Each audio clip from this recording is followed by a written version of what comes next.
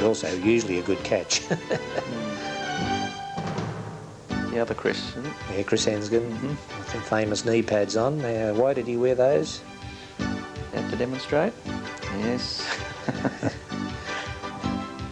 I think the idea, of course, was he was wearing out his tracksuits by kneeling down on the ground. And they were actually protection against too big an expense for new tracksuits. That gull design is certainly a very long-standing one. He hardly changed it, did he? No, that's right. That's a very good shape to catch because it takes the hole away from the middle. And in effect, it's like a three-blader. It is, yeah.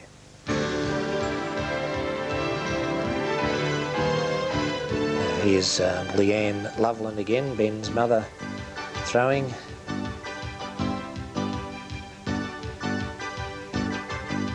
Her other sister, Debbie, was also a nice thrower too. Bunny had two daughters, Leanne and Deborah. Probably one of the keenest of the ladies that we've ever had. Yes.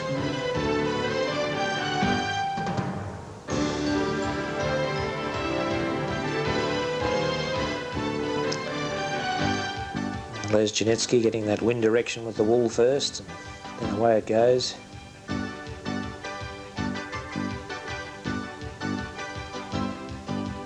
The Janetskys were very much like many of us throwers, that the best throws were done in practice. Yes. As soon as the competition came up, we seemed to just go a little bit off course. And I think when the Americans were here, that was one of the edges that they had over us as a team. Competition seemed to really sharpen them up. Right. Whereas a lot of us were nervous. Here's Annie now throwing for Victoria in the New South Wales versus Victoria state competition at Albury.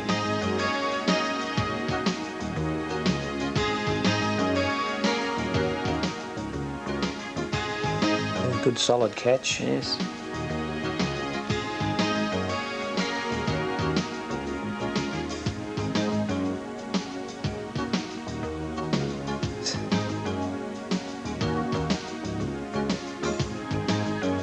Robbie Arthur. Oh, nice catch there.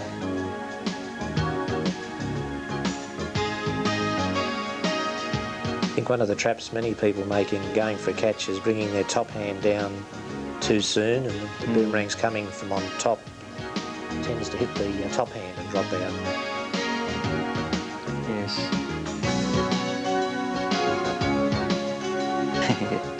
Morris again. Morris with his hunting stick. Here's Bunny Reid throwing a hockey stick, I think.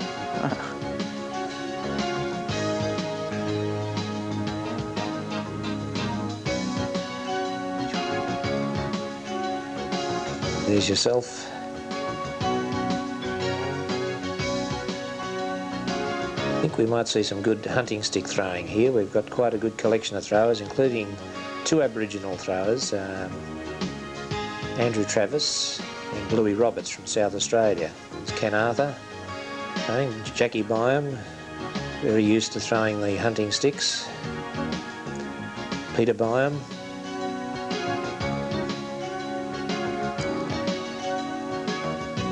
Little Loveland in the background, training them young.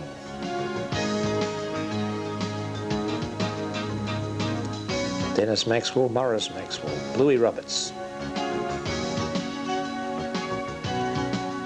BT.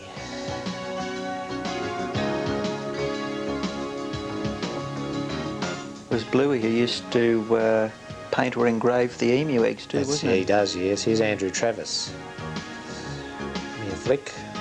Les and Arthur weren't interested in this competition, just merely spectators. Paul Bryden. Bluey Roberts again. And Andrew Travis.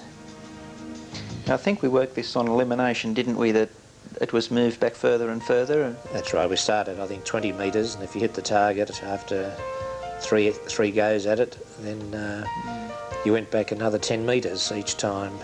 until the last one was standing.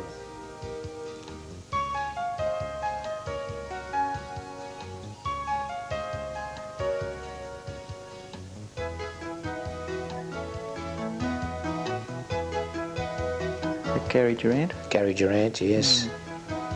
Yeah, it's a good steady thrower, Gary. Again, we've lost Gary to our throwing due to family commitments. Barry Forsyth.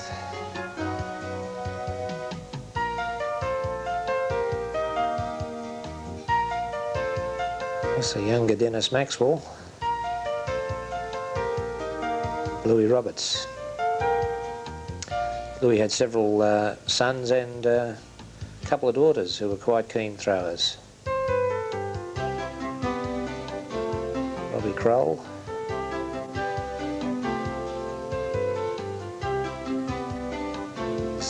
Chris again. Seemed a very high throw, that last one.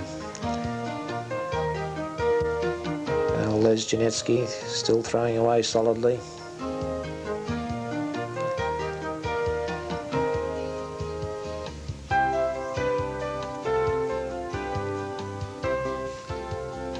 Well caught.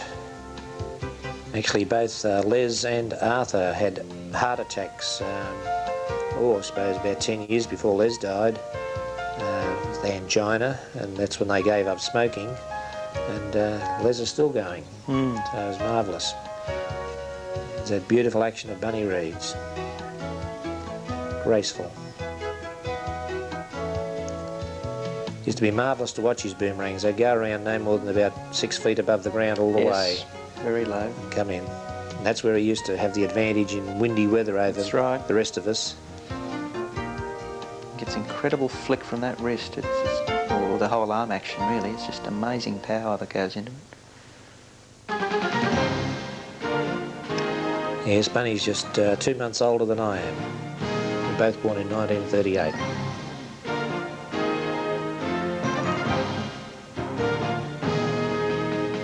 Peter Johnson actually started off with American boomerangs, and the bulk of, I think, his armoury has been American boomerangs, which he handles very well.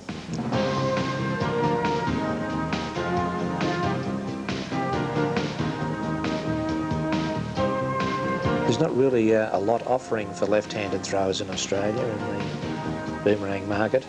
Well, that's right. You've got to have a good maker who's left-handed, I think. Yes. Certainly for just general throwing, some of Bob Burwell's new ones are really good. This is Trevor Loveland throwing, Little Ben's father. And this is about 2 years after he got into the sport, and Trevor soon became a very, very good thrower. Again, of course, having a good boomerang is what helps to make you a good thrower, apart from your skill.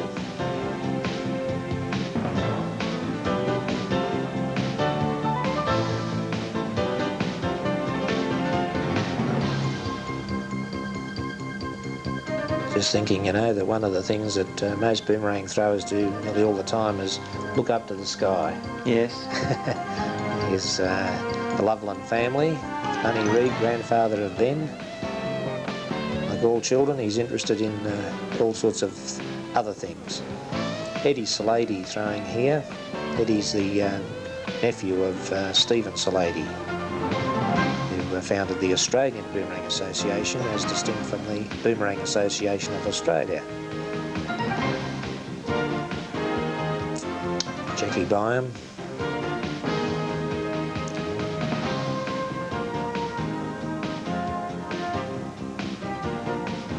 Don't adjust your camera, folks. It's just a little bit fuzzy for a few seconds. Michael Ovington's gradually getting bigger.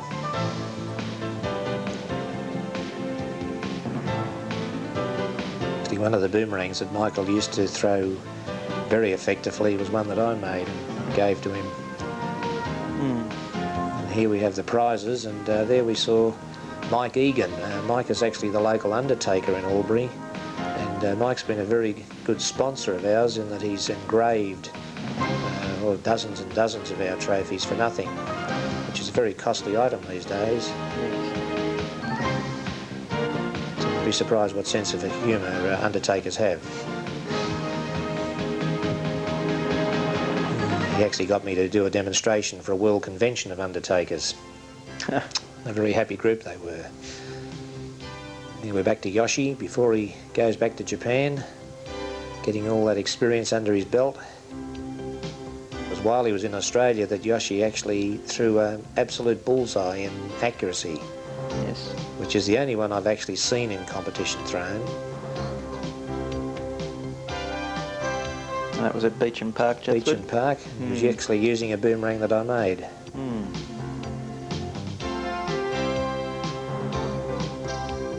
This Les again, ever the friendly competitor.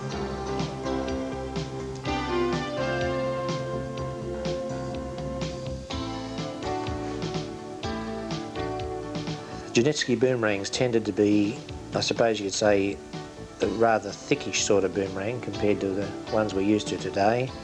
And you generally had to throw them possibly a little higher than others, and then they would just keep dropping in.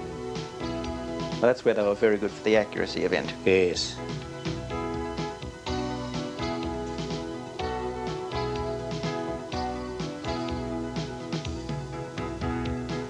So I think any of the trophies that I've won for accuracy have been with the Janetsky Skippy. Good.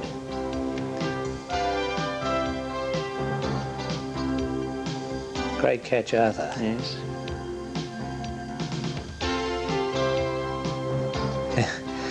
It looks a little bit like Hail Hitler, doesn't it, when they hold their hand up like that? Sieg Heil. Well, with the way the German boomerang throwers are going these days, it's become the motto. Certainly the Germans have come on tremendously in the boomerang world in the last 10 years. That's where the Europeans have got a good competitive edge by having other countries all so close to them they can just zip over and have international competitions. Yes, the French and the Dutch have had a fairly long tradition of boomerang throwing. Of course, other countries are rapidly moving into it. That was a nice catch by Michael Gallagher.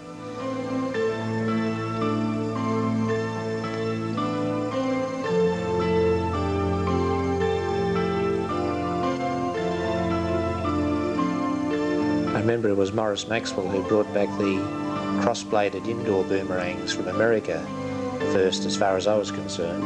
Right. And then I've sort of taken to that since, and it's become a very important part of my boomerang teaching to people, because you can't always get an oval and take people out throwing, and the weather can be nasty, but you can always do indoor boomerang throwing. The school groups, they love it. Of course, we make them out of cardboard now. The little flickerangs as well. There was a boy at Balmain who actually showed me the first little flickerang. Right. That he cut out. A little chap by the name of Thompson. This is Keith Anderson.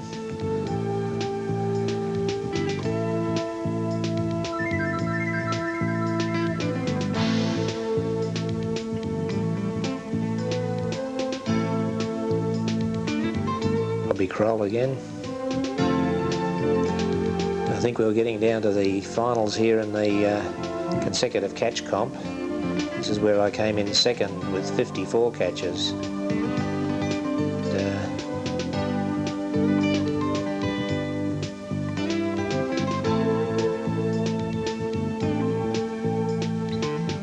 I think this might be when Robbie goes on to break the record again.